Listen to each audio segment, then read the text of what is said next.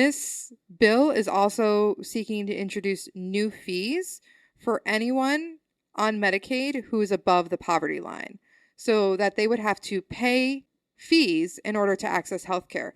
And to be clear, this is for people who are above the federal poverty line.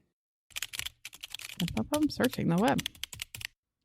The current federal poverty line for most states, it varies a little bit in Alaska and Hawaii.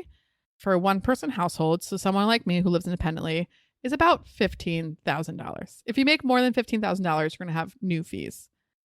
And for a family of four in America, the federal poverty line is about $31,000. This is not enough money to live independently or to raise a family in any place in America that I've lived or have traveled to. So the idea that a family is living at the poverty line and is now going to have to pay more fees, it's just hard to, I can just imagine how much that's going to harm families. And not only is Medicaid going to be more expensive with more fees, this bill also introduces more work for Medicaid enrollees. There will be more frequent eligibility checks where you have to prove that you are eligible for Medicaid. And these checks will be more detailed and more often. And these types of checks are often designed to reduce the number of people on Medicaid by kicking people off. Maybe they have to re-enroll every 3 months now instead of every 12 months. They get a detailed packet in the mail. And if you're one day late with that packet, you're kicked off Medicaid and then you have to re-enroll from the beginning.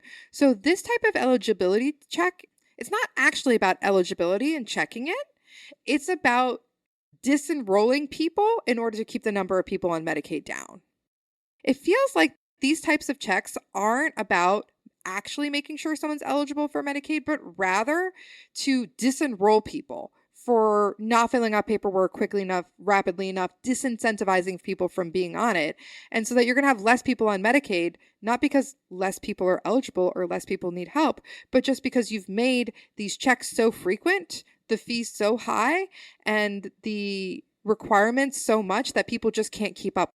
It just feels like this overarching idea that people are lying and aren't deserving of Medicaid and we're going to kick off freeloaders, which is not what Medicaid is in the United States. Medicaid is public insurance for families that need it, and half of children in this country need it. So to make it harder for families to access health care is something that does not make sense to me. Along with these changes in Medicaid enrollment, Medicaid funds are also going to be scratched from certain areas of medicine.